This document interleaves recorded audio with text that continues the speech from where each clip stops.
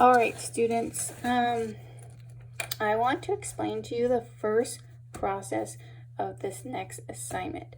The first thing you're going to do is, well, one, watch my lecture on movement and non-representational art.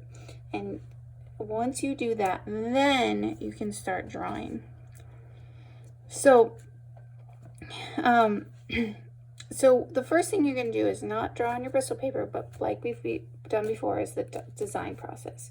I've done a design process here. It's a little bit annotated. I didn't do the whole thing because I wanted to just kind of show you my thought process and how I came up with a design I like. So first, this design has movement. So that means that your eye is able to move around the whole composition, and there's something some kind of repetition that's helping you do that, and then some kind of like leading lines or areas that push your eye to move. So all of my things have that. And then the second part of it is it must be non-representational. That means no trees, no suns, no anything that is representational that we can see. It must that we know what it means. This is different than abstract. Abstract means that you could still see it, you still know what it is, it's just very distorted. This is coming directly from our imagination with no references and no purposeful imagery that looks like, say, a sun or a mountain. Something might accidentally happen like that, like these kind of look like water drops, not purposeful. I would still call it non-representational. Okay, so the first one I did was this one. I liked it, but I found it a little bit boring. So I did this one, and I liked how the shapes were distorting and turning into these bubbles.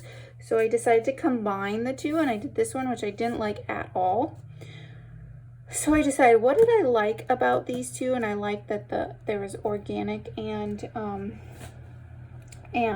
geometric shapes. So I moved down to this one, and I used like a reference for a checkerboard, and then I had the checker shapes, the square shapes, distort and start moving up, kind of like this one.